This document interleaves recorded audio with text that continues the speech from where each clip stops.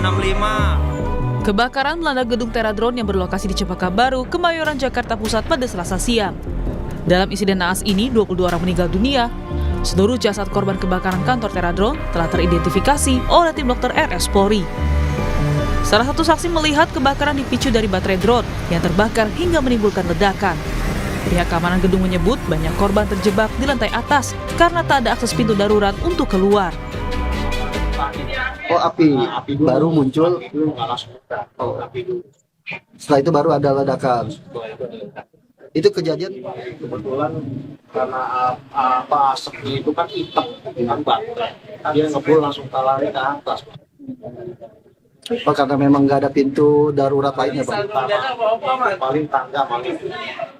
Oh, tahu. Ada tangga ada 5. Oh, sama. Nah, yang di lantai 3, lantai 5 itu kejebak karena asap tebal itu. Satu bulan. Pasca kebakaran, polisi kembali melakukan olah TKP di gedung Teradron di Kemayoran, Jakarta Pusat. Dari TKP, polisi menyita sejumlah barang bukti. Salah satunya, baterai drone yang diduga sebagai sumber awal api. Dari hasil olah TKP sementara, penyebab 22 korban meninggal karena kehabisan oksigen. Untuk penyebabnya masih nanti ditentukan oleh dari dokter forensik. Namun dari tempat kejadian perkara memang tidak ada korban yang terbakar tubuhnya. Jadi kemungkinan itu adalah karena asap atau habis oksigen atau karena uap panas. Gubernur DKI Jakarta Pramono Anung menyesalkan bahwa gedung 6 lantai tersebut tidak memiliki akses evakuasi darurat. Pramono menegaskan siapapun pemilik gedung harus mempersiapkan akses darurat agar peristiwa serupa tidak terulang lagi. Dia menyebut Pemprov bakal menanggung pemakaman korban meninggal dan biaya pengobatan korban luka dalam peristiwa itu. Kami mengharapkan bagi siapapun yang mempunyai usaha yang seperti ini, hal yang berkaitan dengan keselamatan menjadi hal yang penting. Ini menunjukkan lantai 6 tetapi tidak dipersiapkan untuk evakuasi dan sebagainya. Kalau ada gedung lantai 6, sebenarnya pemadam kebakarannya ada. Tetapi untuk case yang seperti ini mereka tidak persiapkan sama sekali. Sehingga kemudian apa yang terjadi sekarang itu adalah cerminan dari hal itu. Tetapi pemerintah DKI Jakarta akan bertanggung jawab untuk seluruh korban pemakaman yang meninggal dunia berapapun jumlahnya. Yang kedua adalah yang luka dan sebagainya nanti akan dirujuk dan kami pemerintah DKI Jakarta yang akan menyelesaikan bagi yang luka dan sebagainya. Menteri Dalam Negeri Tito Karnavian menegaskan perlunya regulasi yang mewajibkan pemerintah daerah melakukan pemeriksaan rutin terhadap kondisi gedung, terutama yang memiliki potensi risiko kebakaran tinggi. Langkah ini katanya dinilai penting untuk mencegah tragedi serupa. Tito menambahkan pihaknya bakal memeriksa kelengkapan dokumen persetujuan bangunan gedung PGB, utamanya terkait sertifikat layak fungsi atau SLF. Hal itu disampaikan Tito setelah meninjau lokasi kebakaran di Kemayoran, Jakarta Pusat. Logika saya tadi ya berpikir bahwa setiap pembuatan bangunan juga harus ada pengujian tentang pencegahan kebakaran atau mitigasi atas kebakaran. Saya juga akan menurunkan tim dari Kemendagri. Kalau misalnya lalai, ada nggak teknis yang dilalui, aturan yang dilanggar, aturan prosedur untuk kelayakan gedung misalnya. Dalam kasus ini, polisi telah memeriksa 8 saksi yakni pegawai Teradron dan warga di sekitar gedung untuk menyelidiki unsur pidana dalam kasus kebakaran gedung Teradron. Tragedi kebakaran Teradron menjadi pengingat bahwa standar keamanan gedung tidak boleh longgar. Tim Liputan Kompas TV. Saudara, kebakaran yang melanda gedung Teradron di Cempaka Baru, Kemayoran, Jakarta Pusat pada Selasa siang menyebabkan 22 orang meninggal dunia.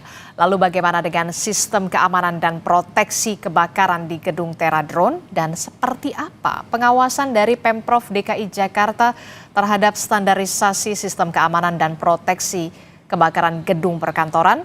Kita akan bahas bersama dengan Guru Besar Manajemen Proyek Konstruksi Universitas Pelita Harapan, Manlian Ronald Simanjuntak, dan juga ada staf khusus Gubernur DKI Jakarta, Ciko Hakim. Selamat pagi Bapak-Bapak, Assalamualaikum. Pagi, Assalamualaikum warahmatullahi wabarakatuh. Ya, Mas Ciko, saya ingin tanya dulu, untuk gedung Teradron sendiri, dari dokumen yang memang sudah dicari oleh Pemprov DKI Jakarta, gedung Teradron ini sebenarnya sudah punya sertifikat layak fungsi atau belum? Yang pertama, Disti, kami mengatasnamakan Bapak Gubernur dan Bapak Wakil Gubernur tentunya menyampaikan duka yang mendalam atas kejadian yang terjadi, atas wafatnya 22 orang dan juga korban luka. Dan sudah disampaikan oleh Pak Gubernur terkait dengan pembiayaan pengobatan maupun pemakaman akan ditanggung oleh kami. Dan tentu hal ini kita harapkan tidak akan terjadi lagi ke depannya, apalagi terjadi karena kelalaian pemilik gedung, pemilik perusahaan yang kemudian lalai hal-hal yang terkait dengan keselamatan. Nah, keselamatan ini memang sudah menjadi hal yang utama.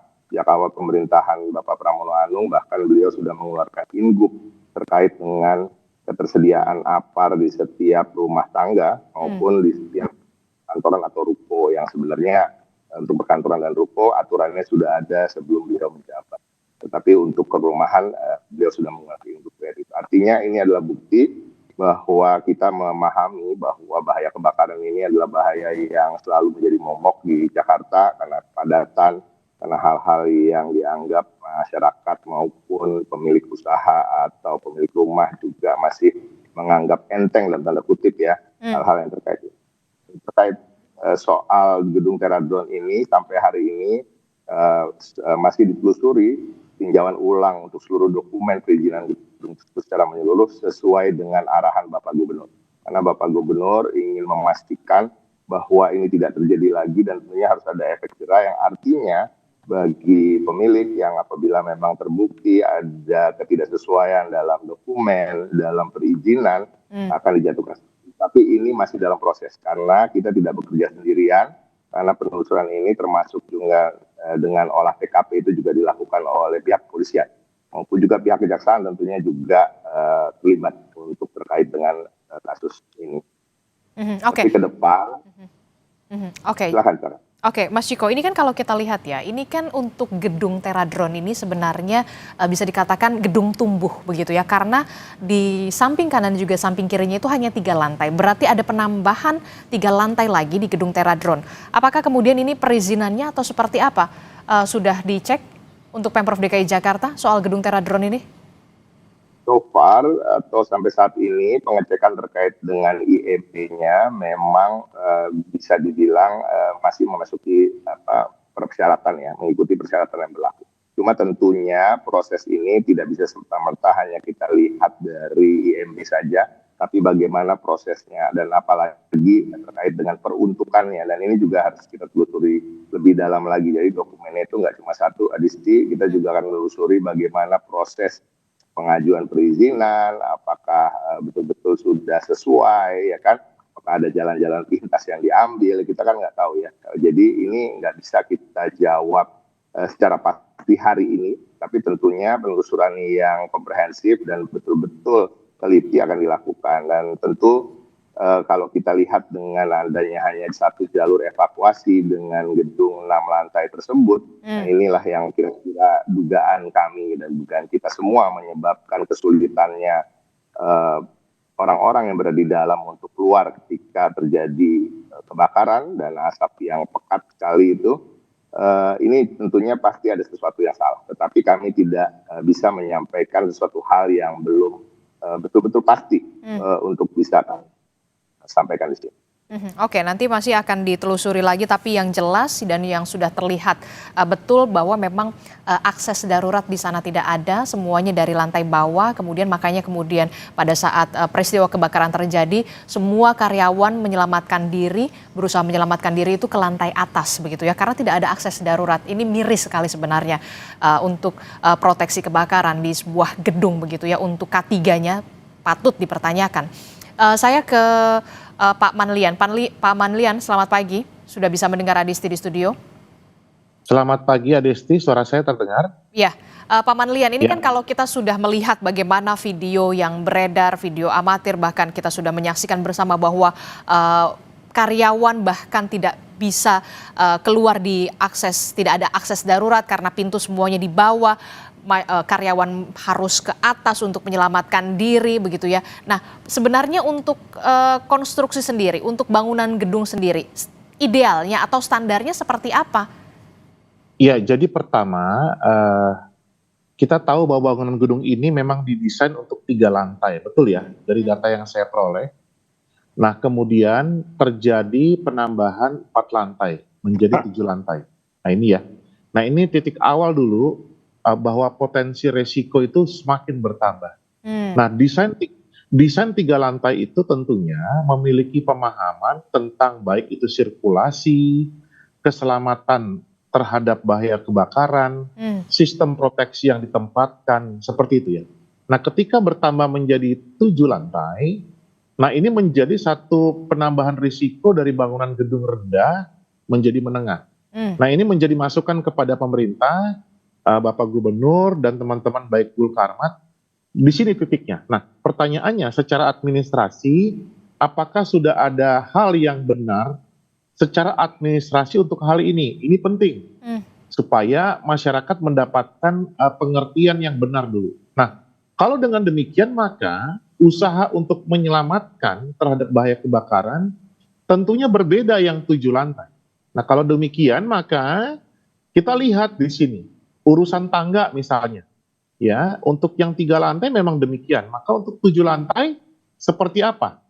Lalu untuk operasi penyelamatan baik itu penyelamatan ke bawah ataupun ke atas juga harus dipikirkan. Jadi saya pikir ini menjadi hal yang perlu kita pikirkan bersama. Belum lagi kepada hal struktur, sistem proteksi pasif. Apakah memang sudah didesain untuk 7 lantai atau memang awalnya didesain 3 lantai? Nah, ini berbasis perencanaan semua ya.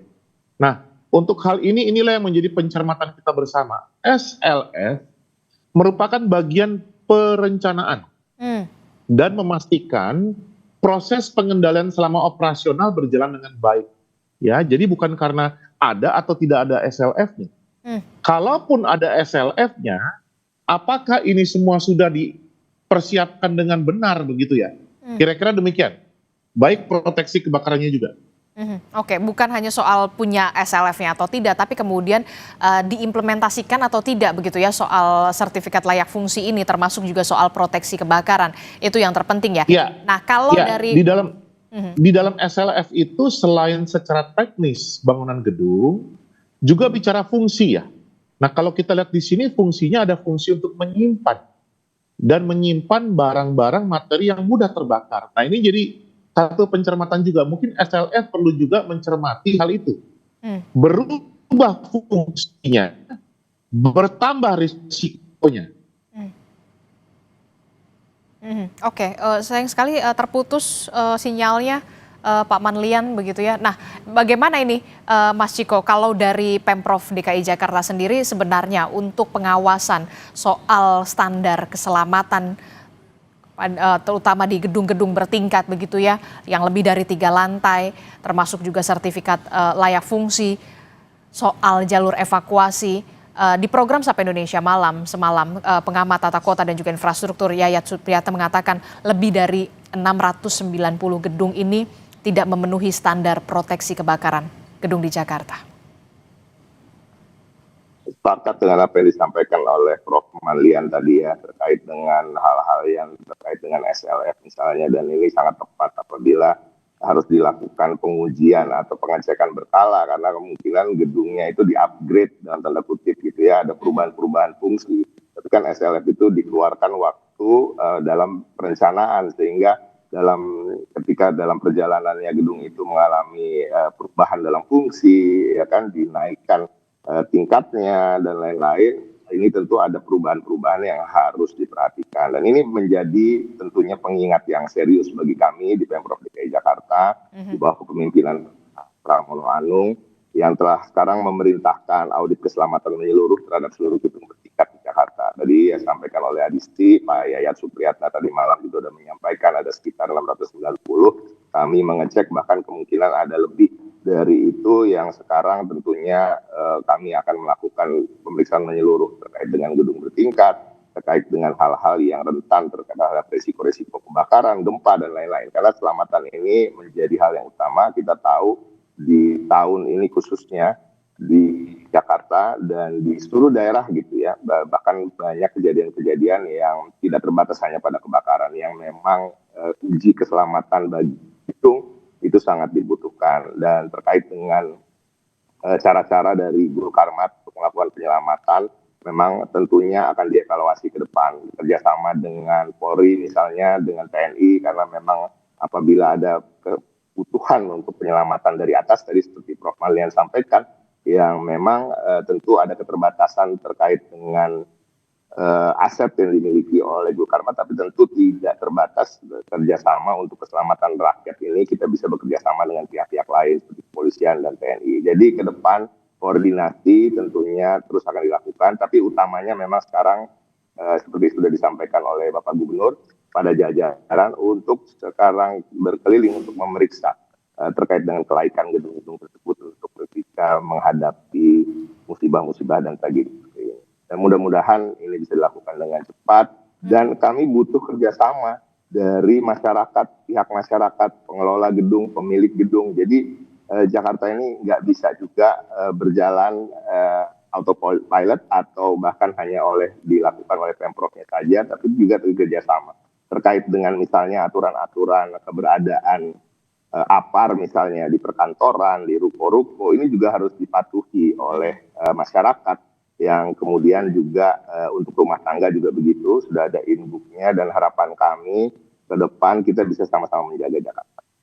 Oke, pemeriksaan sedang dilakukan oleh Pemprov DKI Jakarta terhadap seluruh gedung yang dalam tanda kutip masih bandel soal proteksi kebakaran dan juga keselamatan begitu ya, keamanan dan juga keselamatan. Tapi kemudian kita lihat sendiri, Gubernur DKI Jakarta Mas Pram menilai gedung Teradron ini melanggar aturan soal standar keselamatan bangunan. Nah, yang jadi pertanyaan kemudian berikutnya adalah Mas Ciko, apakah akan ada sanksi terhadap pemilik gedung dan sanksinya apa? Yang pertama tentunya kita seperti saya sampaikan di awal sedang melakukan penelusuran dan investigasi yang menyeluruh. Tentunya tidak hanya bekerja sendirian, Pemprov bekerja sama juga dengan Polri dan juga pihak-pihak lain yang terkait untuk kemudian bisa satu memeriksa, menelusuri dokumen dari perizinan tersebut. Yang kedua, Polri tentunya juga melakukan olah TKP yang kita tahu tadi disampaikan bahwa sudah mendapatkan sumber dari kebakaran tersebut yang tentunya akan dibawa ke forensik dan kemudian diperiksa, dan bagaimana kemudian mereka ulang kejadian di mana ada kesulitan-kesulitan terkait dengan evakuasi tersebut. Jadi ini bukan hal yang biasa-biasa saja dan bisa langsung diambil tindakan, tetapi dipastikan akan ada sanksi bagi pelanggaran persyaratan keselamatan bagi pemilik pengelola gedung sesuai dengan tingkatan pelanggarannya tersebut. Jadi dari mulai mencabut izin tempat, mencabut IMB, mencabut hal-hal yang terkait perizinan, dan kalau memang ada terbukti kasus pidana di sini, yang tentunya ini adalah bagian dari investigasi kepolisian, ya kita akan tentunya melakukan hal-hal yang dimana perlu. Oke, apalagi kalau kita lihat untuk Teradron ini sudah nggak ada akses darurat begitu ya, sudah tidak memenuhi syarat sama sekali begitu ya. Ada dugaan pelanggaran aturan di sana, termasuk ada dugaan kelalaian pemilik gedung di sana begitu ya. Selain mencabut izin begitu ya, termasuk juga berkoordinasi juga dengan kepolisian pastinya. Langkah selanjutnya yang akan diambil oleh Pemprov DKI Jakarta selain soal mengidentifikasi gedung-gedung mana saja yang sebenarnya belum punya proteksi kebakaran untuk keselamatan dan juga keamanan masyarakat, apalagi yang nanti akan dilakukan oleh pemerintah, jangan sampai kemudian peristiwa ini terulang lagi. Ada 22 nyawa yang melayang, Mas Ciko. Saya paham, dan ini memang menjadi hal yang betul menjadi pukulan bagi kami di Pemprov DKI Jakarta, dan kita ketahui ketika masih dalam proses evakuasi sekalipun Bapak Gubernur juga langsung menyambangi tempat kejadian dan beliau langsung responsif terhadap itu dan meminta semua jajaran untuk bekerja. Tetapi kita tidak bisa berhenti di sini saja. Saya tahu Disti bahwa ke depan tentunya hal-hal yang sifatnya preventif harus dilakukan, dan preventif ini bukan hanya terkait dengan apa-apa yang tadi pemeriksaan dokumen, kemudian edukasi kepada perusahaan-perusahaan, tapi juga edukasi pada masyarakat bahwa kebutuhan kita untuk bisa memiliki APAR itu paling penting sebenarnya, karena banyak kejadian yang saya bisa kasih contoh misalnya di beberapa pasar misalnya ya, yang hanya dimulai dari satu kios kemudian bisa merambat, tapi sesungguhnya bisa dihentikan apabila di dekat kios tersebut ada beberapa APAR, karena sesungguhnya di setiap kios harusnya memiliki APAR. Nah, ini yang tidak terpenuhi. Artinya apa? Selain itu memang kita butuh kampanye yang dalam tanda kutip ya masif untuk kemudian mengingatkan masyarakat bahwa menanggulangi, mitigasi dan mencegah kebakaran ini adalah tugas kita bersama, karena ujung-ujungnya keselamatan dan nyawa kita dan keluarga kita lah yang terdampak.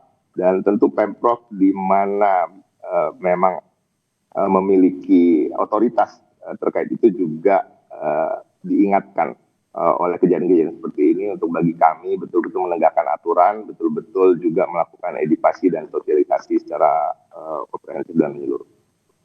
Oke, saya jadi bertanya begitu ya, sebenarnya gedung-gedung di Jakarta itu sudah mumpuni belum soal akses darurat begitu ya, tangga darurat untuk evakuasi, termasuk smoke detector, water sprinkle begitu ya. Itu yang kemudian sudah basic lah seharusnya gedung-gedung bertingkat punya itu untuk keselamatan dan proteksi kebakaran. Saya akan bertanya ke Pak Manlian. Pak Manlian. Ya, Disti. Ya, kalau Anda melihat secara kasat mata begitu ya, ketika peristiwa kebakaran terjadi, akses hanya dari pintu utama di lantai 1 dengan rolling door pula, kemudian gedung full kaca. Anda melihat tidak ada akses darurat. Saya juga mempertanyakan soal pendeteksi asap, smoke detector, terus kemudian ada water sprinkle. Anda melihat ini sudah tidak terpenuhi semuanya atau seperti apa? Ya, suara saya terdengar, Disti ya. Aman, Pak. Baik, jadi saya sampaikan peristiwa kebakaran di Terradrone ini adalah unconventional fire hazard. Kenapa? Tadi Bang Ciko menyampaikan bahwa apakah bisa dipadamkan dampak dari meledaknya baterai ini dengan APAR, dengan air. Tidak bisa. Jadi dia hanya bisa dipadamkan oleh sistem proteksi khusus. UL dan NFPA secara internasional dalam jurnalnya sudah melansir bagaimana dengan penggunaan fire blanket. Artinya apa? Saya menyampaikan beberapa kali bahwa ini tidak bisa konvensional. Nah, untuk itu tim kita belum aware terhadap hal itu. Kedua, kebijakan kita Bang Ciko, saya mengusulkan merevisi Perda DKI Jakarta nomor 8 tahun 2008. Itu sudah jadul. Lalu Perda bangunan gedung kita nomor 7 tahun 2010. Itu belum mengadopsi potensi bahaya kebakaran dari material yang terbuat dari baterai litium. Nah, kita tahu baterai litium ini memiliki satu kapasitas yang sangat tinggi, ringan, namun dia sangat sensitif dengan suhu panas. Nah, saja kalau dikaji lagi apakah memang baterainya meledak atau sistem mechanical elektrikalnya. Nah, sehingga sistem proteksinya khusus, Disti. Nah, untuk itulah pemerintah akan bisa bekerja kalau ada kebijakan. Ini momentum, ya, bahwa 3 minggu yang lalu kami sudah diskusikan ini dengan Gulkarmat DKI, kita sudah lesson learn dengan international partner. Nah, ini momentum, ya. Dimohonkan teman-teman KNKT, Kementerian Perhubungan, Kementerian SDM, dan juga pemerintah daerah, kami di pemerintah pusat, Kementerian PU, belum memiliki standar terhadap ini, gitu ya. Mari kita juga sekaligus menyempurnakan, dan ini momentum yang sangat mahal untuk hal itu. Nah, ditambahkan lagi nanti SLF-nya, potensi terhadap bahaya kebakaran berbasis PP dan Undang-Undang 28, yang sementara ini hanya berbasis petir. Nah, dilengkapi lagi nanti PP-nya. Maka turunan Perda bangunan gedungnya juga dilengkapi, sehingga kita memiliki kebijakan yang lengkap gitu, Disti. Oke. Demikian. Untuk case berarti yang di Terradrone ini ada dugaan karena memang ledakan ini terjadi karena baterai litium yang mungkin entah ada suhu panas yang kemudian akhirnya memicu adanya ledakan ataupun adanya asap. Perlu penanganan seperti apa sebenarnya? untuk Ya, jadi gedung-gedung ya, yang kemudian menyimpan dalam tanda kutip case seperti Teradron ini? ya, jadi kalau dengan kebijakan yang ada harusnya bangunan gedung itu fungsinya harus clear dulu. Nah, Teradron ini kan berganti fungsinya dari fungsi perkantoran menjadi perkantoran dan penyimpanan barang berbahaya. Oke. Gitu ya. Nah, untuk itu barang berbahaya ini harus ditempatkan pada area yang memang tidak membahayakan jiwa manusia. Khusus baterai tidak boleh di daerah yang sangat padat dan tertutup seperti ini. Nah, mungkin saja untuk baterai ini ditempatkan pada area yang mudah dengan ruang terbuka. Di mana itu? Di atas kah atau di luar bangunan gedung? Sementara fungsi bangunan gedung Teradron ini bukan untuk menyimpan. Jadi titiknya adalah perubahan fungsi ini. Nah, ini juga menjadi hal yang penting dan clear bagi kami pemerintah dan juga masyarakat. Proses pemadamannya juga demikian. Dan kita sudah tahu baterai itu kalau pemadamannya tidak bisa langsung dipadamkan. Dilokalisir, kemudian baru apinya ataupun dampaknya juga bisa dioptimalkan. Saya tambahkan kembali bahwa dari fire skenario, sebelum api ada yang namanya asap. Sebelum asap ada namanya panas. Berarti gedung penyimpanan seperti Terahedron ini, drone ini harus punya heat detector. Kemudian punya smoke detector. Baru sprinkler. Sementara sprinkler tidak bisa memadamkan terhadap dampak baterai. Gitu loh. Nah, ini sistem proteksi yang mesti kita mengerti dulu supaya clear. Masing-masing fungsi bangunan gedung punya fire skenario-nya, Distri. Nah, itu dia. Demikian. Oke, dan Anda melihat di Teradron ini nggak ada sama sekali itu? Ya, sekarang ini tentunya dimungkinkan ada fire sprinkler. Tetapi itu kan bukan tidak mampu dia untuk merespon dampak terhadap baterai ini. Saya sampaikan. Baterai ini kalau disemprot dengan air dan apar itu kan sekarang berbasis water based. Itu dia akan tambah meledak. Asapnya tambah banyak. Sehingga kalau kita lihat, coba kita lihat dari otopsi dari para jenazah yang ada. Mati lemas itu pasti. Dia bukan terbakar, tapi memang karena menghirup asap. Dampak asap itu dia, gitu ya. Nah, berkembanglah dari 3 lantai menjadi 7 lantai. Nah, sistem sprinkler pun ditempatkan di mana? Di wall type system atau ceiling type. Nah, berubah lagi kan?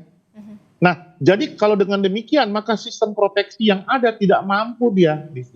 Ditambah manusianya pun nggak aware. Ditambah penempatan dari potensi bahaya kebakaran itu di titik utama untuk evakuasi. Selesai sudah dia. Makanya dia di lantai 3 dan 4 dia terjebak. Ke atas sudah kelelahan. Sampai di ujung sudah tidak mampu lagi. Gitu ya. Jadi konteks tangga sendiri pun sebenarnya tangga sirkulasi, bukan tangga penyelamatan. Gitu. Gitu dia. Oke, terakhir saya coba ke Pak Manlian. 3 poin kritis yang Anda bisa sampaikan dan termasuk juga masukan kepada Pemprov DKI Jakarta, termasuk juga tidak hanya Pemprov DKI Jakarta, seluruh gedung yang ada di Indonesia begitu ya? Ya, tentunya saya kan masih di pemerintah pusat, bekerja sama dengan Bang Ciko di pemerintah daerah.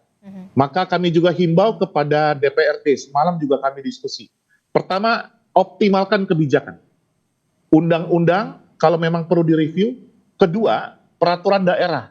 Belajar dari Jakarta, bangunan gedung, dan peraturan daerah mengenai keselamatan terhadap bahaya kebakaran. Jakarta punya Perda 7 2010 bangunan gedung dan Perda 8 2008. Itu perlu direvisi.